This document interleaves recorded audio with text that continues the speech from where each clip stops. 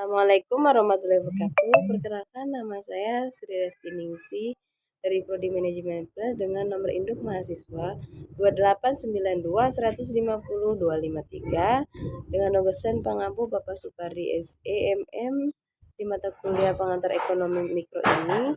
Saya akan menjelaskan yang pertama tentang pengertian ekonomi mikro.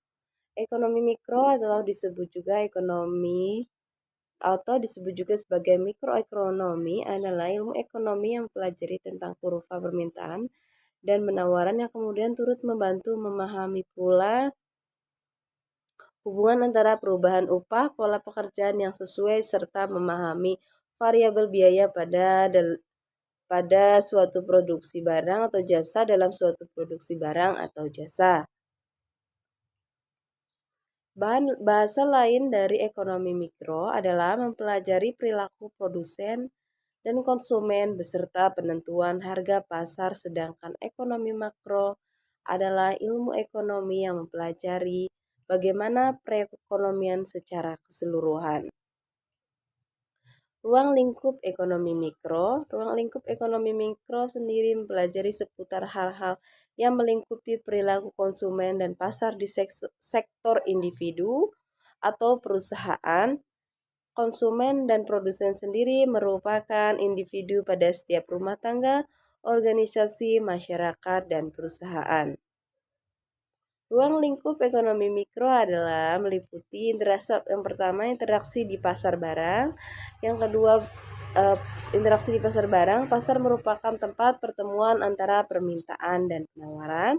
Yang kedua perilaku penjual dan konsumen. Keduanya memiliki sifat rasional. Penjual menginginkan kepuasan optimal dari segi kualitas dan harga produk.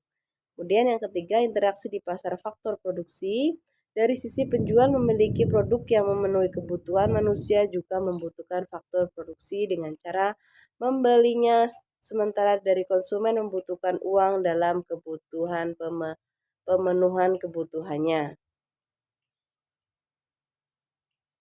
Yang keempat ada teori nilai guna.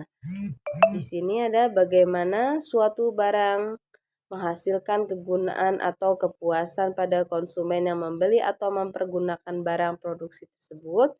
Yang kelima, teori struktur pasar. Struktur pasar akan dinyatakan sebagai struktur pasar non-kompetitif ketika terdapat perusahaan yang tidak memiliki kekuatan dan kemampuan untuk mempengaruhi jumlah barang dan harga di pasar tersebut. Kemudian elastisitas harga, hal ini dipengaruhi oleh seberapa banyaknya jumlah permintaan. Yang ketujuh, industri menganalisis barang produksi, produsen, konsumen, dan distribusi dalam hal kemungkinan rasional dalam pengambilan keputusan ekonomi. Yang kedelapan, pasar input mempelajari bagaimana produsen dapat memperoleh bahan-bahan produksi dengan biaya seminimal mungkin namun menghasilkan barang atau jasa yang memiliki nilai jual yang tinggi. Kemudian ada tujuan ekonomi mikro, dapat melakukan analis pada mekanisme yang menjadi pembentuk harga relatif pada produk, dapat melakukan analisis kegagalan pasar, yakni saat pasar gagal dalam memproduksi hasil yang efisien, dan menjelaskan berbagai situasi teoritis dan strategis yang dibutuhkan pasar dengan bentuk persaingan yang sempurna. Kemudian ada contoh ekonomi mikro. Yang pertama permintaan, yang kedua penawaran, yang ketiga perilaku konsumen dan produsen, yang keempat harga, yang kelima biaya dalam, yang keenam adalah pasar. Kemudian ada 3 hal pokok yang terdapat dalam pengertian ilmu ekonomi, yaitu kelangkaan atau scarcity, kemakmuran atau prosperity, dan kepuasan atau satisfaction. Itu 3 hal pokok. Kemudian kebutuhan menurut intensitas, ada kebutuhan primer atau kebutuhan pokok atau primer yang dibutuhkan oleh manusia. Kebutuhan manusia meningkat menyebabkan ilmu pengetahuan dan teknologi juga semakin meningkat. Kebutuhan pokok manusia adalah sandang, pangan, dan papan. Kebutuhan sekunder, kebutuhan yang berkaitan dengan usaha menciptakan atau menambah kebahagiaan hidup. Kebutuhan sekunder berupa penunjang hidup. Yang ketiga ada kebutuhan tersier. Orang-orang yang dapat memenuhi kebutuhan ini akan terangkat derajat atau martabatnya lebih terpandang.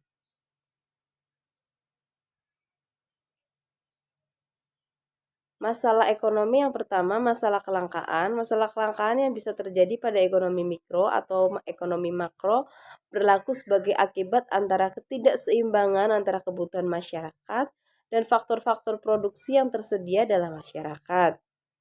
Kebutuhan masyarakat adalah keinginan masyarakat yang mengonsumsi barang dan jasa.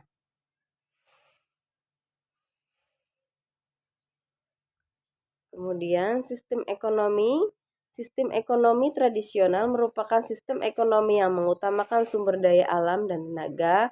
Kemudian sistem ekonomi komando merupakan sistem ekonomi di mana peran dan pengaruh pemerintah dominan. Kemudian yang ketiga, sistem ekonomi pasar merupakan sistem ekonomi di mana pihak swasta menguasai kegiatan ekonomi.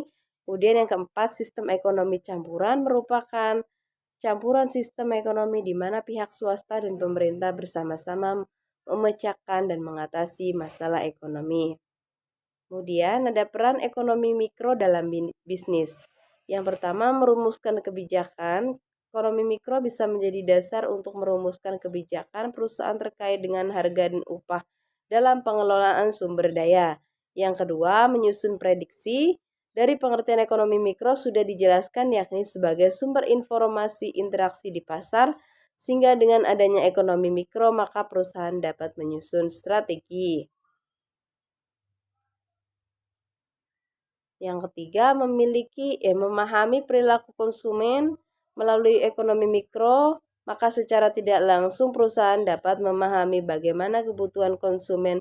Tentu saja ini akan berpengaruh terhadap kemampuan produk atau jasa bisa bertahan di pasar. Yang keempat, mengetahui perputaran barang.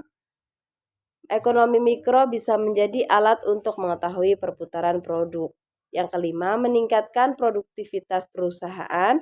Produktivitas perusahaan dapat tercapai dengan dorongan berbagai aspek seperti sumber daya manusia yang berkualitas, produk yang terjamin kualitasnya, dan lainnya.